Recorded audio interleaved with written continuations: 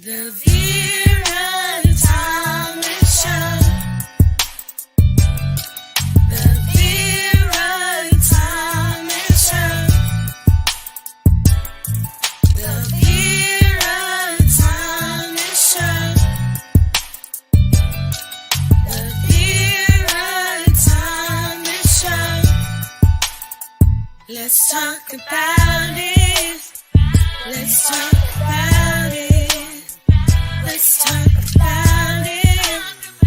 Let's talk about it. Let's talk about it. Let's talk about it. On the Vera.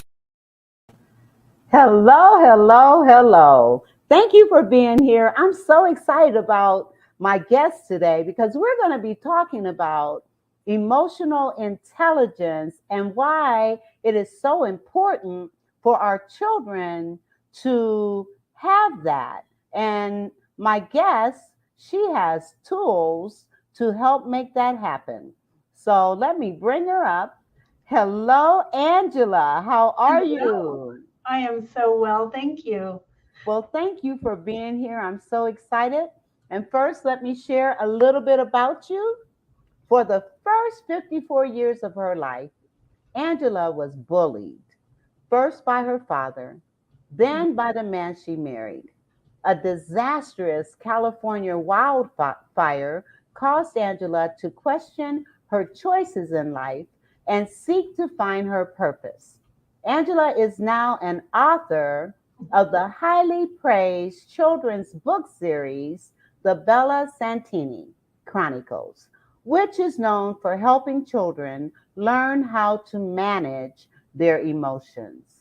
Well, we are so grateful that you're here, and this is such a wonderful, needed topic because children have all kinds of emotions that they're feeling and going through, and sometimes they don't quite know how to express them. And so it comes out in misbehavior or it comes out with them becoming more introverted and other kinds of things. But before we get into all that, tell my audience a little bit more about Angela and your journey. Oh my gosh. So, without going into too much detail, my father was a raging alcoholic, and it turns out that he had been abused by his father. And he was told, he was born in the mid 1920s, and he was really sensitive, apparently, as a child. Um, he was told that he was gay by his father. He was told he was a loser by his father. And in his youth, sometime in his teen years, he began drinking. And he realized that through drinking, he became a little numb to those feelings of inadequacy that he carried. And what happened is he had to drink more and more and more in order to maintain that numbness, because the feelings, they're always there. Until we actually face them and manage them, they're going to be with us. So basically, it was through his behavior that I learned that escaping a feeling is a prison of our own making. Yes. Yes. And he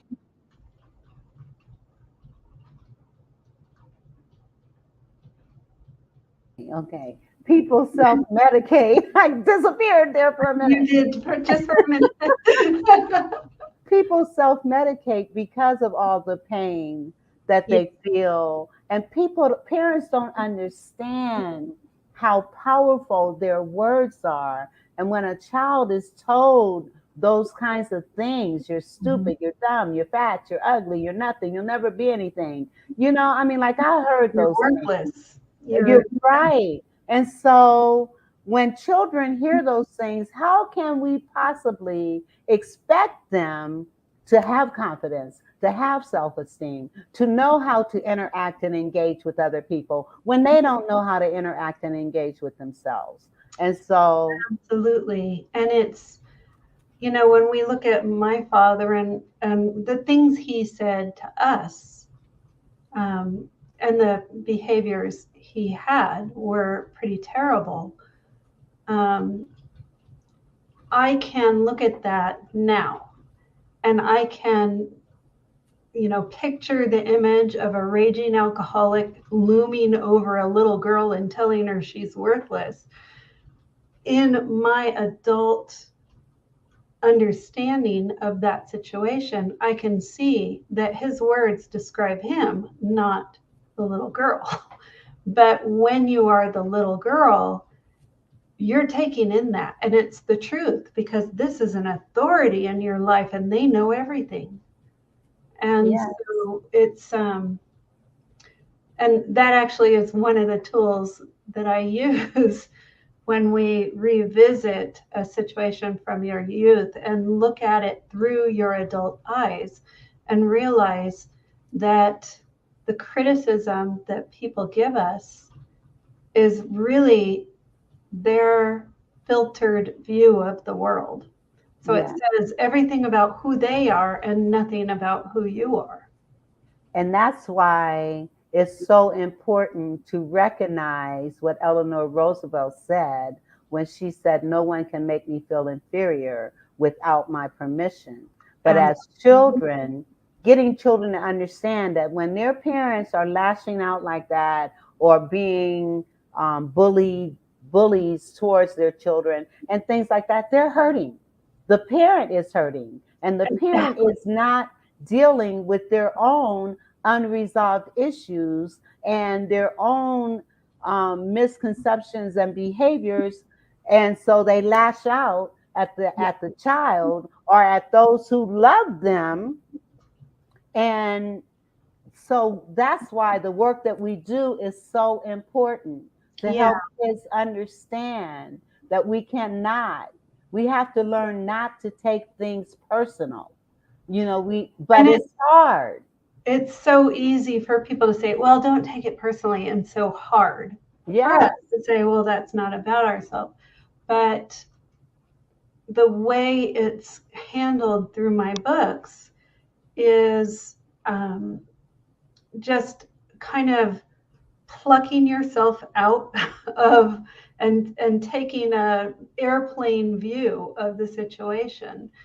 And then when you're not down there in the conflict, but you're plucking yourself out of it, that way you can see it with clarity. And so that's a really powerful tool to revisit a time when you were criticized by someone, and because you were a child, you made it the truth about it. Yes. Yes. But you can tell the new truth to the Yes. child Yes. when you revisit Yes. it. Yeah. Yes. Because if people tell us these things and we have no other points of references and we don't know our own inner strength and inner greatness, it it shatters. It does. It shatters. And And that's why, go yeah, ahead. it it drives decisions that take you on the path of life. For instance, I wouldn't have married my first husband if I had enough self-esteem to know I deserved better treatment. Yes. Yes, and that's something we need to pour into our young people. Now, I didn't ask you about this prior to coming on the show, but I'm feeling like, is there any way, do you have a copy of your books there? I do.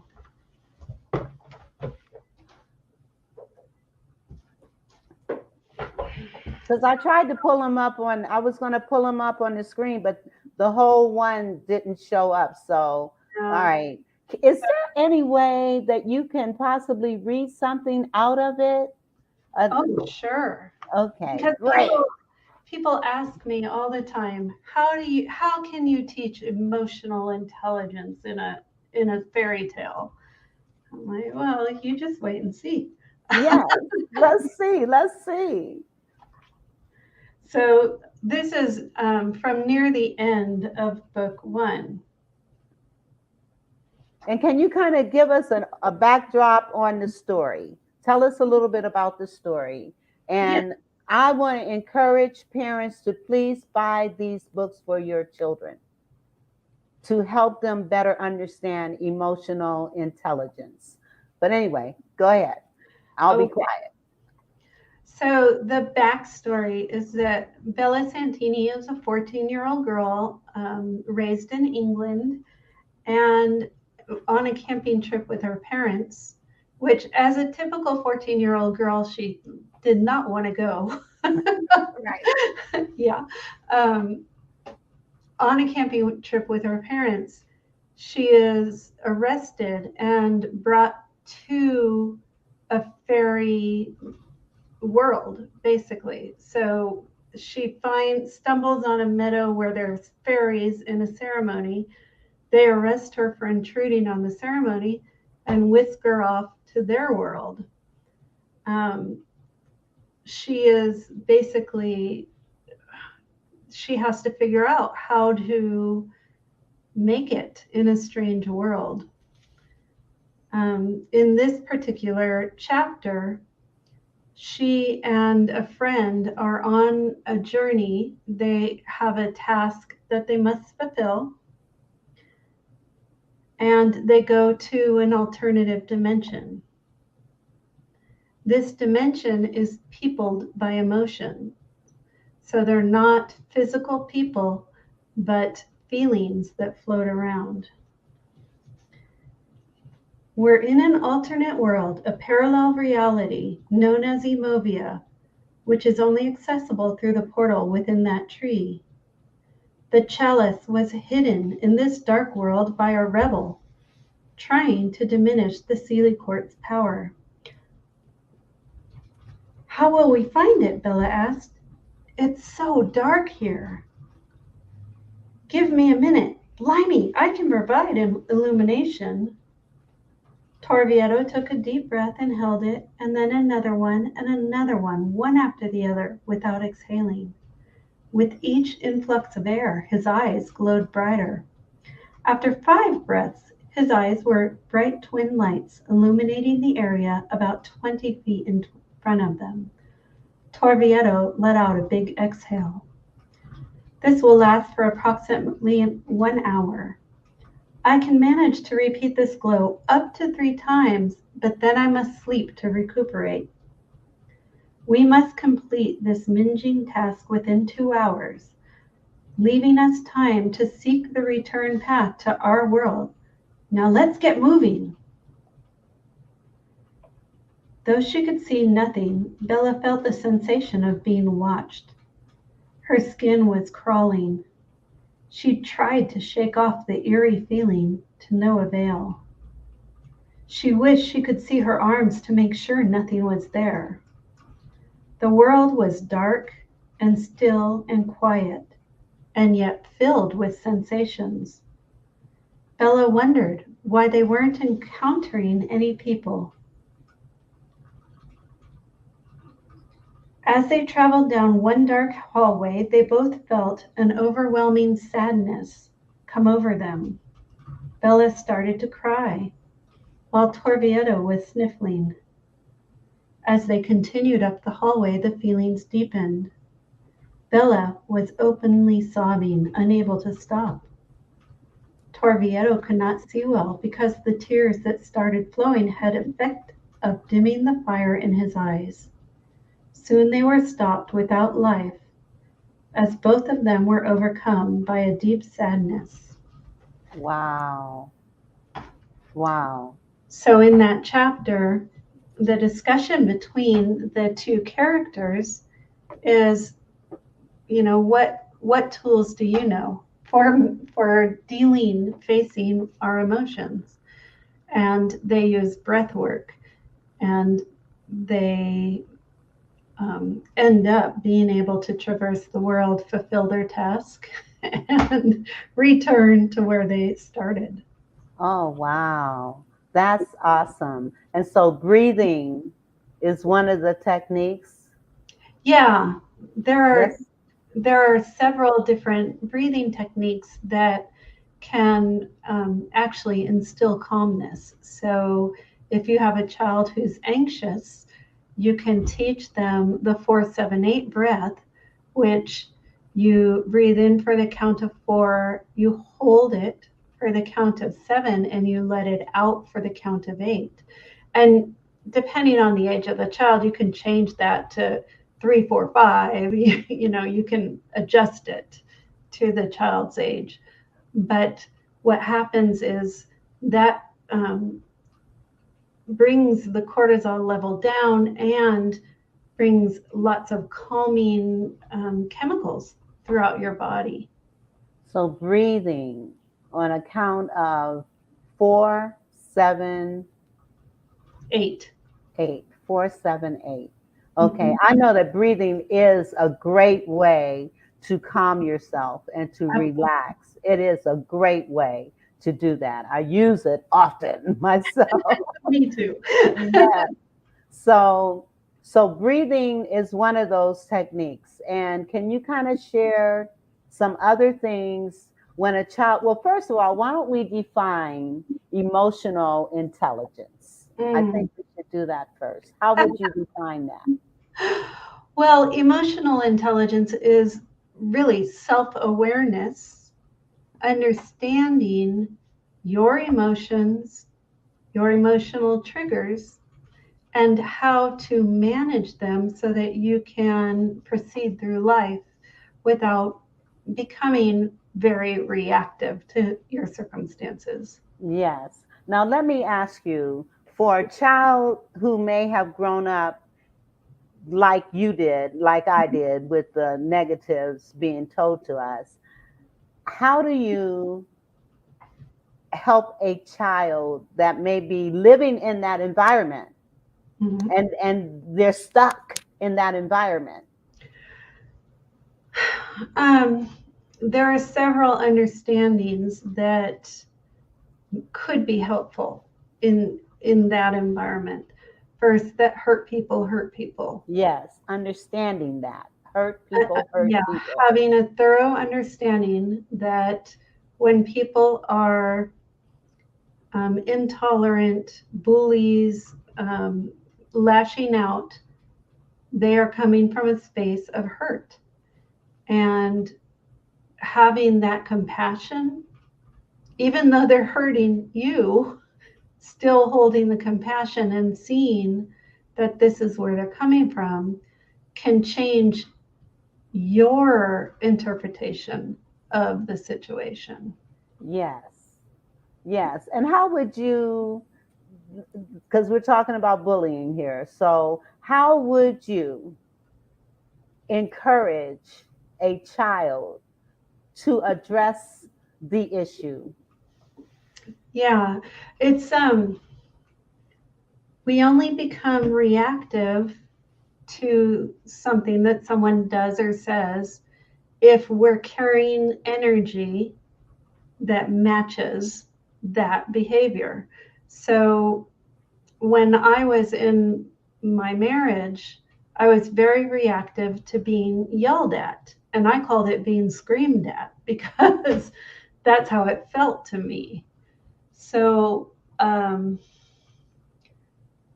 I carried that energy because my father had yelled and screamed at me as a child.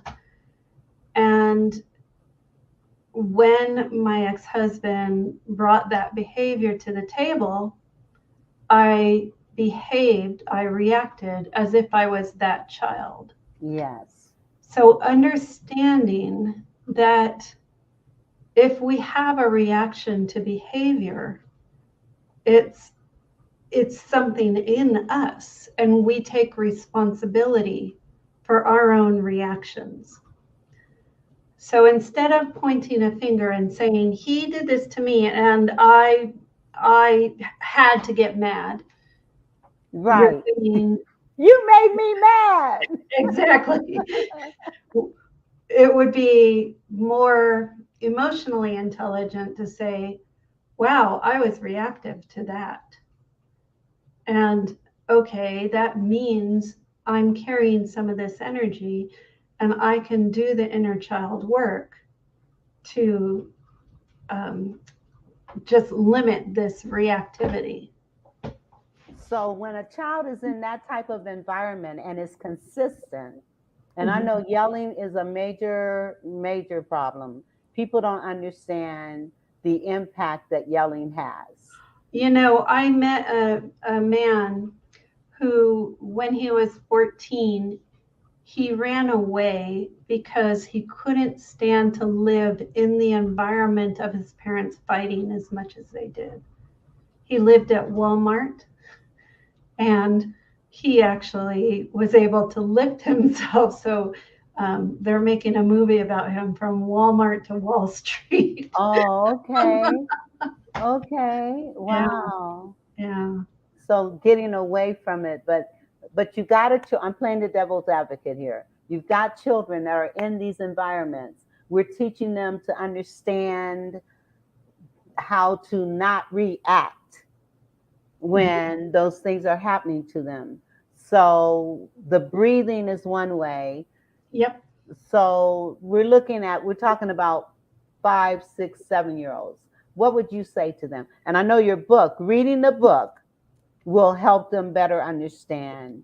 But yeah.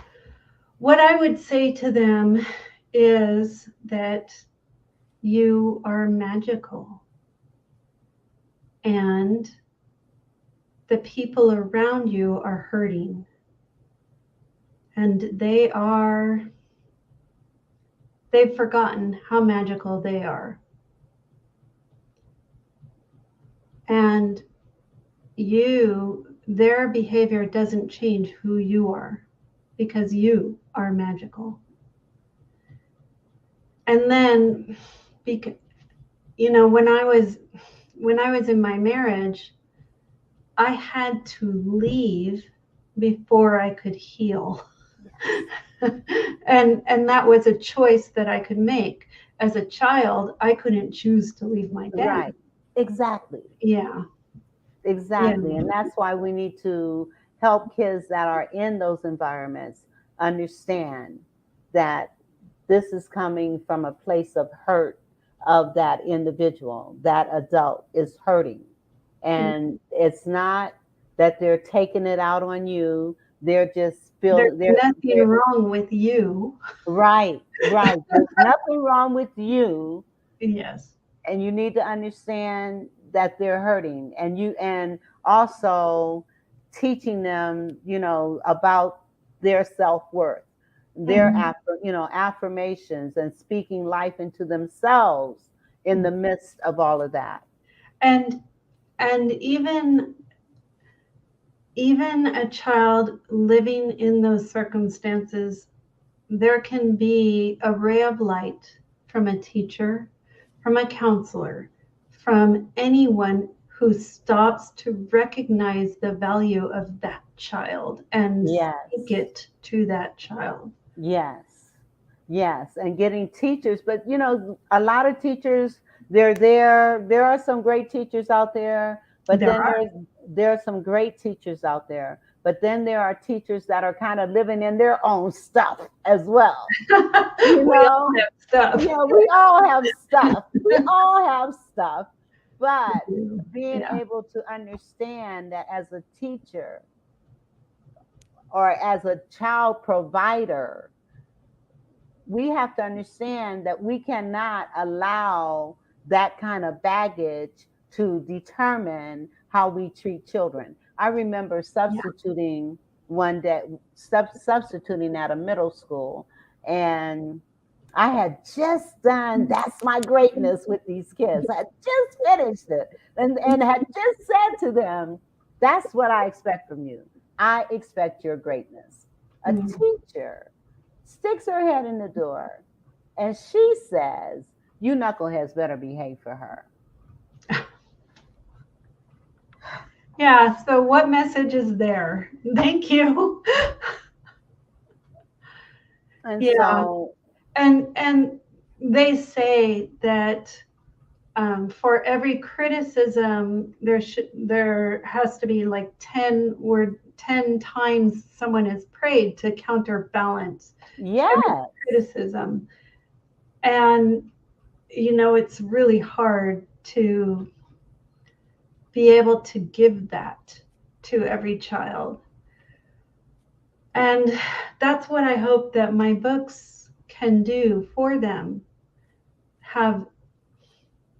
When a child can feel their own value, and they Yes. don't need someone outside of them telling them their value, then they are strengthened and are able to deal better with the Yes. situations around them. Yes. Yes. I agree wholeheartedly. And we Yeah. have to, but that's why giving them tools that Yep. they can relate to and also go into, for lack of a better word, go into their closets and affirm themselves. Sometimes we have to encourage ourselves because we're not getting it from elsewhere. And Often. so, Yeah. yes, I mean, that was the first 54 years of my life was I had to tell myself I was okay. But yes, yeah. yes, exactly, exactly. And so giving them those kinds of tools so that even if they're in the midst of being told all these negative things, they can recognize their true value and understand, like you said, they're magical. Yeah. Kids They are, are. they are, they Yeah. are. Kids are magical.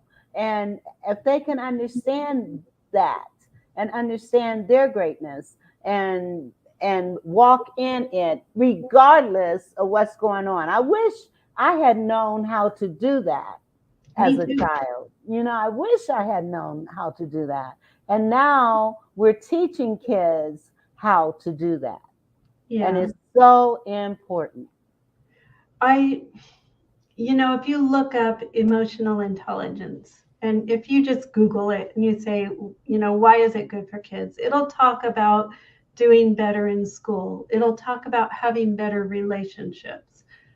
But what it doesn't say, and what I believe it to be, is almost an inoculation against suicide and substance abuse and alcoholism and self harming and overeating and bulimia and, all these behaviors that are driven because the Of the hurt. individual wants to escape pain. Yes. Yes, and yes, absolutely. And so understanding this is such an important topic. And because kids are hurting. I remember like when I do these programs in the schools and what have you, one of the questions I do ask them is what is it that you need to work on? And I can't tell you how many kids have said, I need to work on my anger issues. Now, I don't just get them to say, I need to work on my anger issues. I want to help me understand. Give me an example of Right. when you're angry or what happens when you're angry. And they do, they share, and so, Anger is an emotion that, there are big emotions and anger and grief and feeling unwanted and unloved are huge yes, emotions. And I grew up, um, I think when I was 4 or 5, I decided that people who are angry were bad because of the behavior that I experienced. And I could not be angry. So I repressed anger. And there was a time in my 40s, I said, I don't get angry. But it was me not suppressing it. facing my own ability to be anger. Anger is simply an emotion, and it's simply telling us that we feel something's not right in our world and we don't have control. we don't know how to affect this thing that is bothering us. And so when we feel anger, it's really good to let it out. And what I teach basically is a 3-step process Okay. for being with your emotion. And what you do is you notice, you feel an emotion. You feel it. Yes. You notice, like, where is it in your body? What is it sharp? Is it dull? Is it aching? How does it feel? Feel. Okay. And as you're saying this, I'm going to put it in the chat. Feel Okay. the emotion. Feel the emotion and then acknowledge it. You can give it a name. I feel, and then sad, let's just say. I feel angry right now. And it's important to watch our I am Yes. words, because whenever we say I am, we're claiming that to be who we are. Yes. So we never want to claim an emotion as our identity. Yes. So we say, I feel angry. And then the third is to allow. So you feel it, you name it, you allow it. And this isn't about accepting the circumstances. It is saying, I give myself permission to feel the way I feel. Yes. And when you do that, the feeling, which is energy, is allowed to flow, and it quickly dissipates. The biochemistry of a feeling is 90 seconds. Unless our mind Take us somewhere else. gets involved. Yes. Yeah, and that stretches it out. So when our mind gets involved, it's like, oh, I don't want to feel this way. Or he did that to me. Yes. It's not fair. Yes. You know, there are all these things that our mind will say. And as we go down those roads, the feeling is extended. Yes. When we can feel, name, and allow without letting our mind engage, the emotion is fleeting. Yes. And so when we think about things like grief or anger, when there's a big injustice, you may have to go through that process more than once. But each time you do, you're dissipating some of the stored energy. Yes. And when you have no stored energy left, you're not reactive to that behavior. Yes. Beautiful. Absolutely. And this not only applies to children, but adults as well. We Yep. all need to get in tune with what we're feeling, acknowledge it. Mm-hmm. I feel, and acknowledge how you're feeling, and then move on. Once you've acknowledged it, awareness precedes change. And once you acknowledge it and not Give allow, permission. and give yourself permission to feel that way Yeah. for a minute, and then move on. Mm-hmm. Now, with grief, though, grief is one of those things where we can never tell a person how to grieve. You know, Absolutely. I was doing a podcast with a woman who she lost her best friend's son was killed in a car accident 2 days before our podcast. oh, And I told her, look, we don't have to do this. And I said, and further, if at any time during the podcast you feel the feeling come on, take 5 minutes, break off and do something. I'll keep the audience warm. You don't have to worry about that, but just give yourself permission to feel. And for her, it was like, she was trying to hold it together. She was trying to show up. The show must go on. And once she gave herself permission to feel. It was like that burden lifted, and she was able to do the whole podcast without breaking off. But because with things like grief, we push it away because we think, oh, I'm going to work. I can't have that feeling here. But if you feel, name, allow it, it's only a few minutes, so you can. And just give yourself permission to feel what you feel. Yes, that is wonderful. Great information. I do have a ad that I need to play. And Okay. so I want to take a few minutes to do that, and we will be right back. Let me pull it up here. And I'll play this and then we'll be back. Okay, we'll be right back.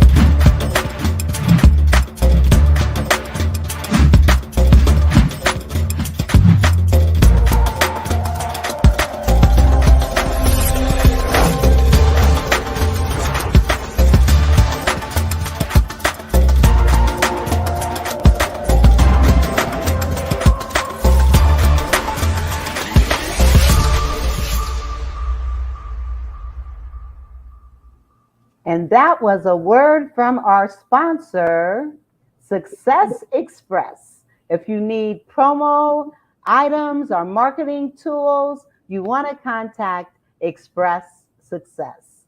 All right, so I wanted to do that. And we're also honoring Father's Day since this is the weekend of Father's Day, and it's also the weekend of Juneteenth. And so yes. And so we've got a lot of things going on this weekend. And I do want to mention that my camp, I'm still doing my camp.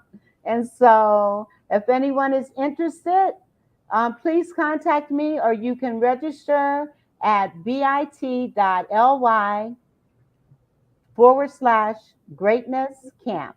And I do have it here. Let me put it in the chat right quick.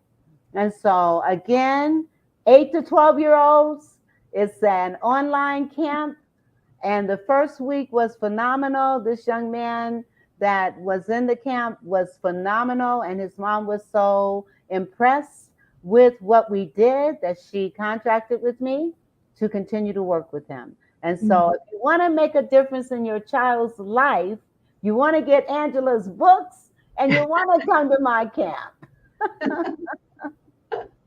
Awesome. Okay, so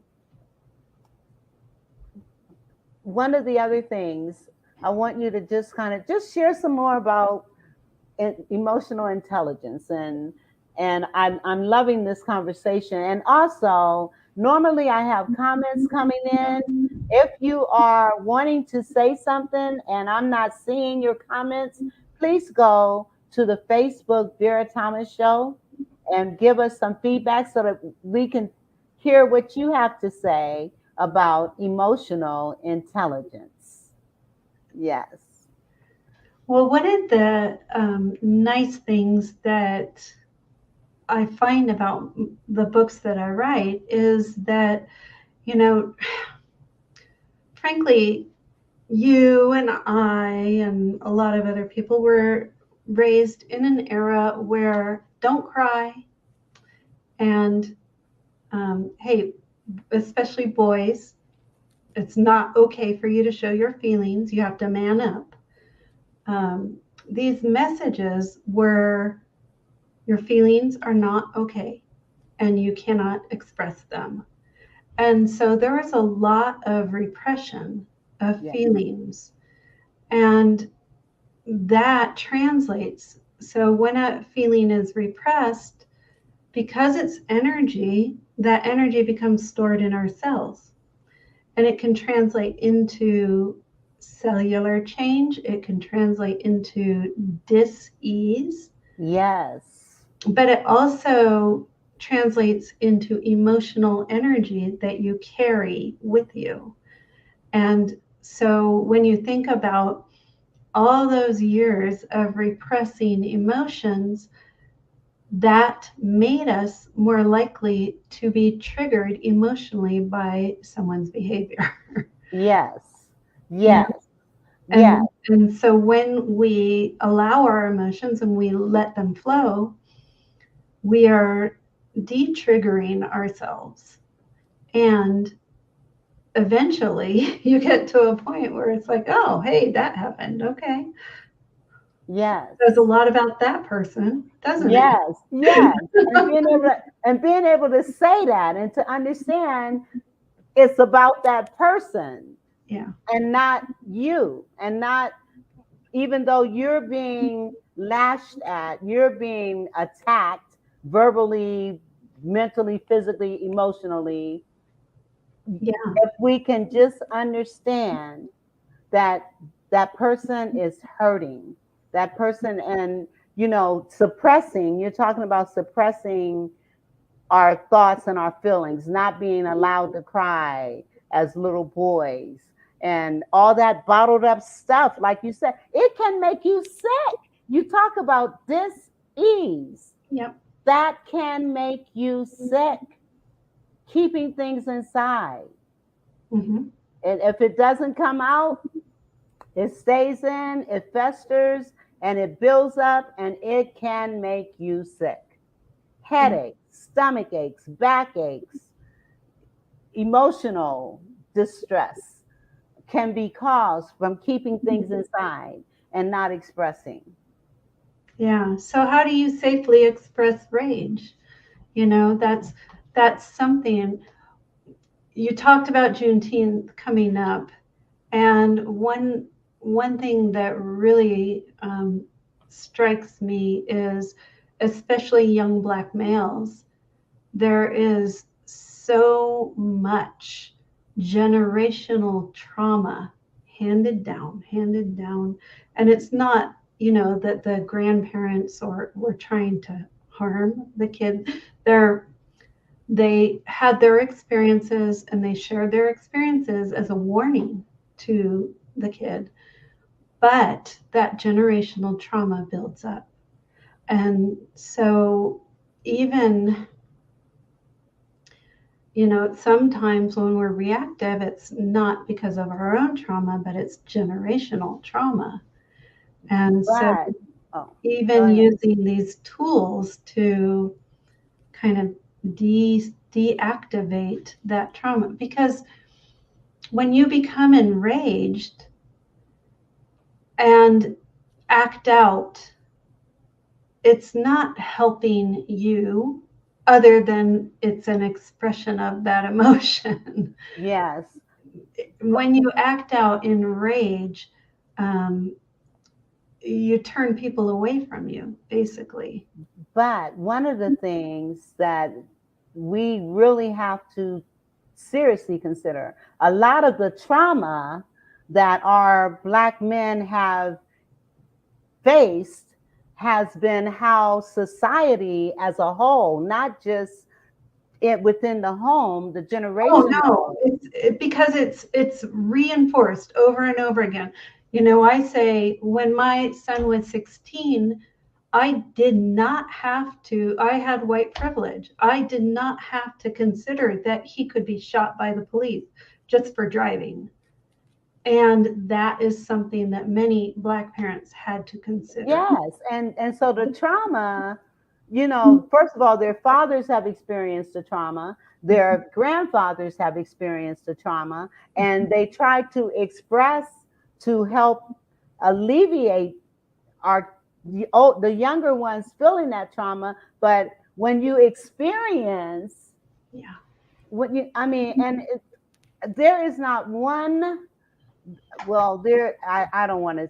I would venture to say that there is not one Black male that has not experienced some kind of trauma as a result of systemic racism, as all the things that we go through that other people would never understand because that trauma, and so a lot of that built up trauma is as a result of all the things that people go through on their jobs, go through in in society, walking down the street, driving down the street, and And so the thing is that we are all the same. There's no, if you cut your finger and I we cut my bleed finger, red. we bleed red. Yes, We have eyes, nose, mouth. We birth children. We raise children. We want the best for our children. There are more things about us that are the same than yes, different. And yes, fear of someone because they're different feeds a lot of that behavior that was so harmful to Black society. yes. And it continues, and it's It sad. It does. continues, Yeah. and it doesn't matter how much we make effort to do our best, to be our best, to put forth all these efforts. It doesn't matter because this hatred, because of skin color, and like you said, we, like you and me, for example, we both went through the same similar experience. We did. Yeah. We went through the same similar experiences. And so the problems are more across the board, except for how minorities and people of color are treated. And I have to say, And yeah, what I would say is when we can look at each other through our heart.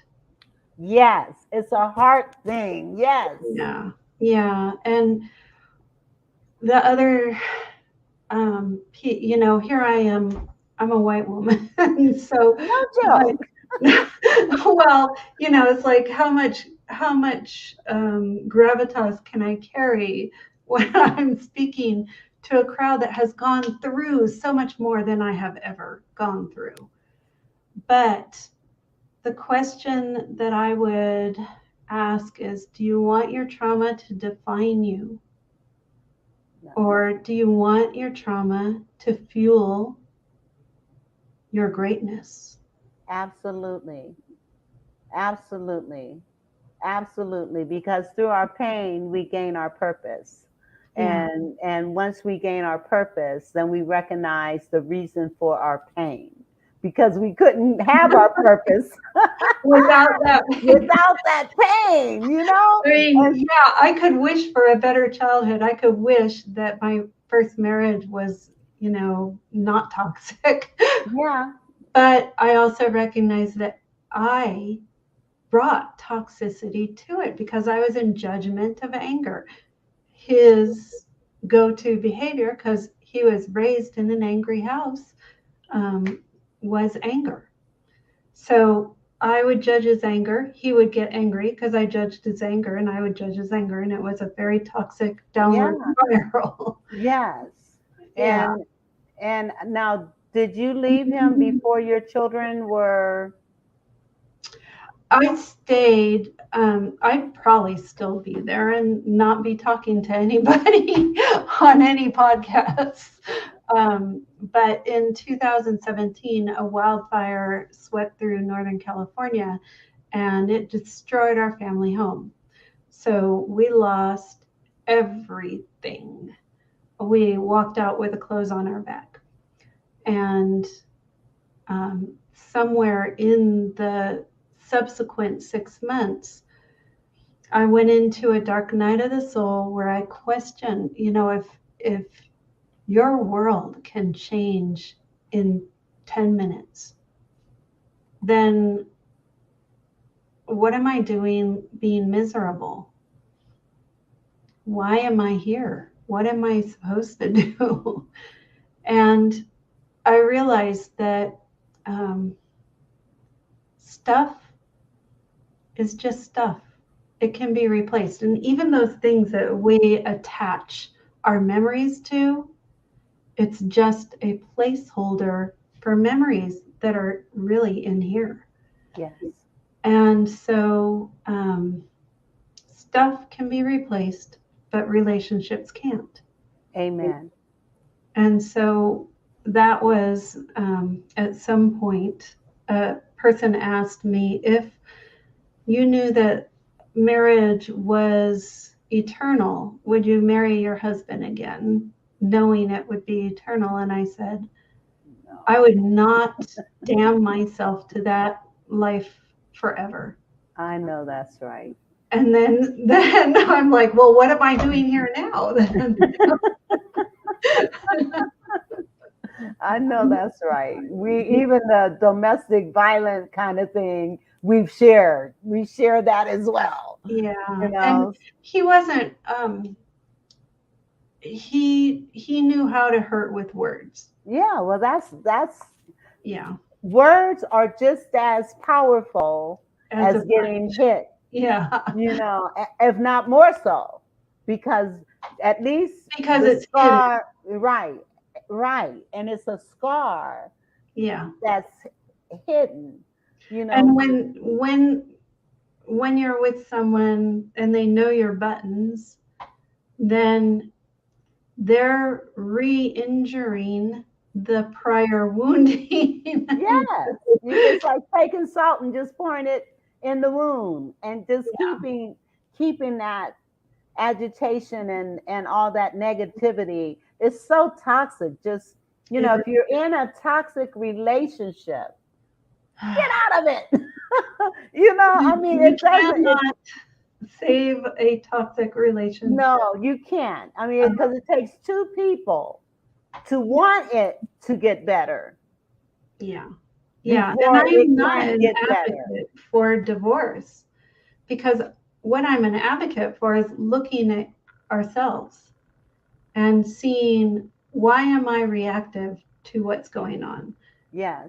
Asking those questions, investigate, trying to remember, when was the first time I felt this way, revisiting that situation, reimagining, the outcome, where you're giving your inner child a new script for that situation. Yes. That is really the answer. Because if you leave a marriage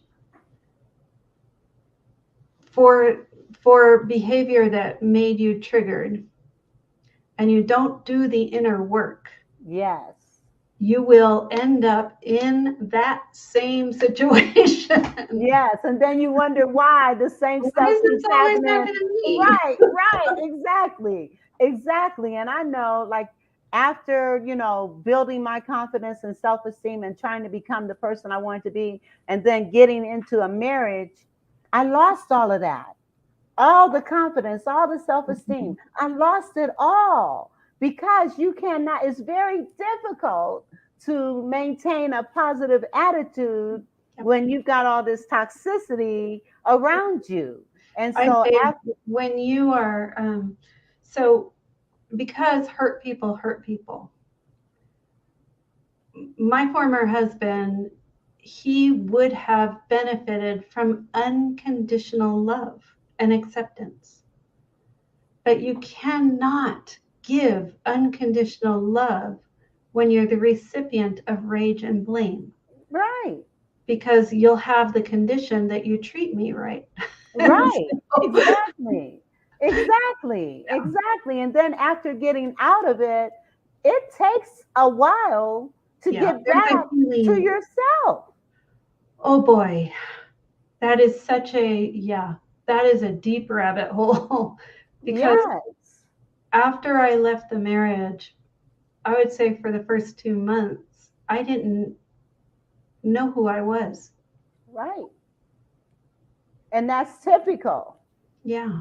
And that's a lot of times people stay in those toxic environments because they're afraid of what is to come if they get out of it.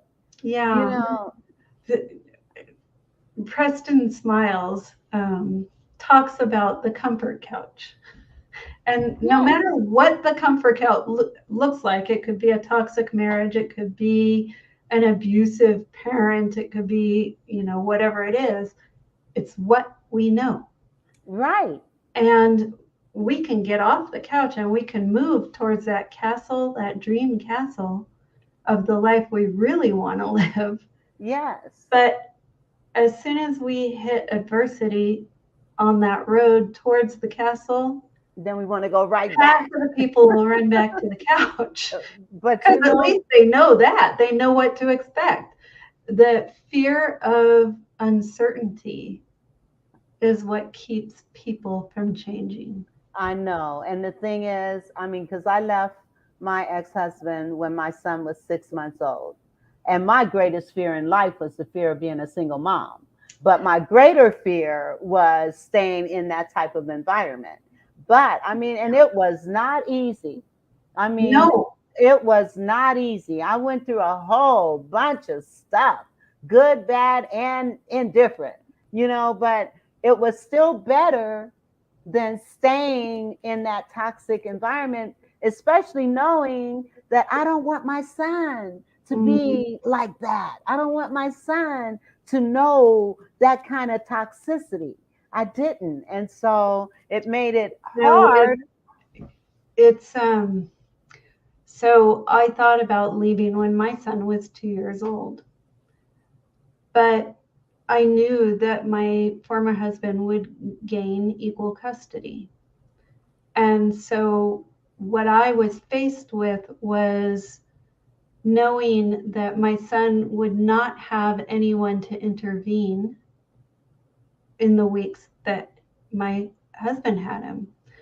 And my former husband, he became angry when things weren't going the way he wanted.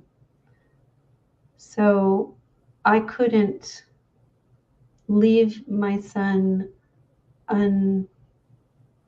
Protected. unprotected. Yeah. Yes, I Yeah. So sometimes understand. we make that decision to live within this situation.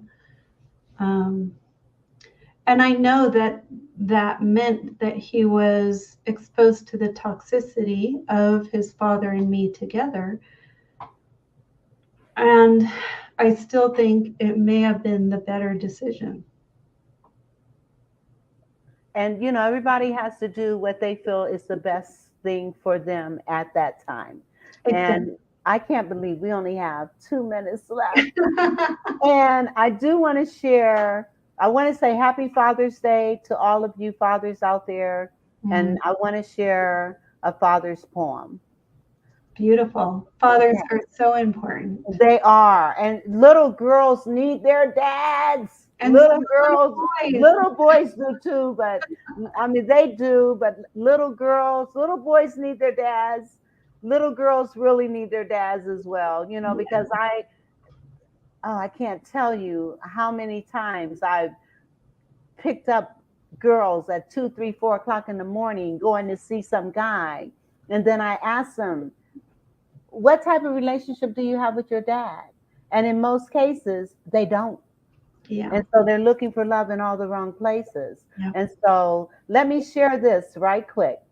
Father, provider, protector, role model for a son, the image of the man that will be the husband of your daughter when that time comes.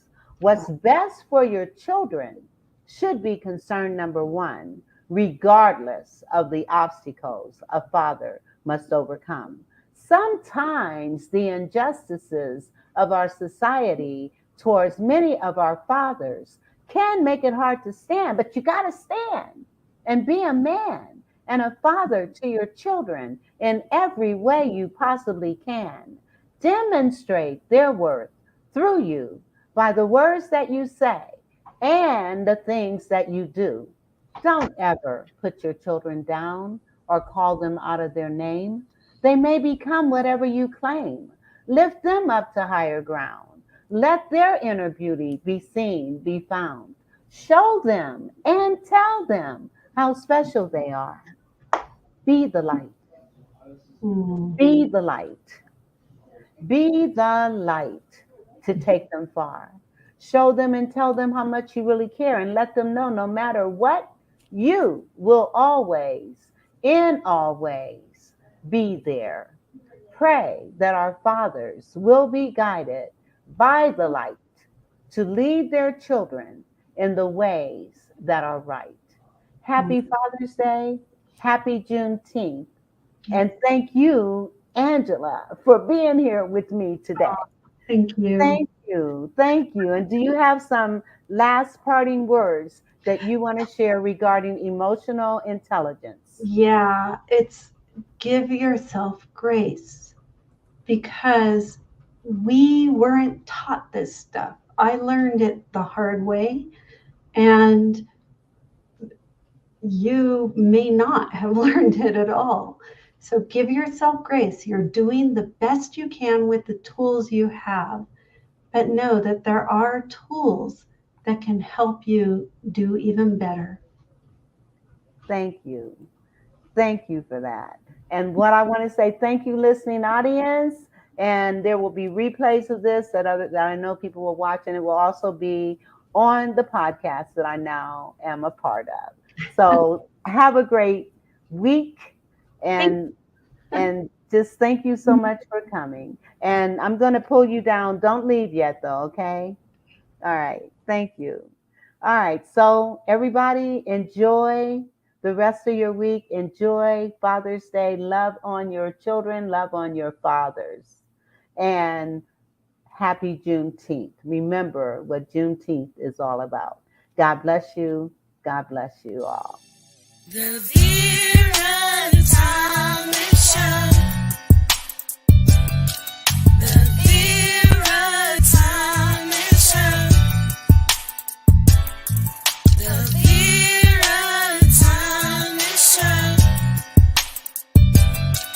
The Vera Santini Show. Let's talk about it. Let's talk about it. Let's talk about it. Let's talk about it. Let's talk about it. Let's talk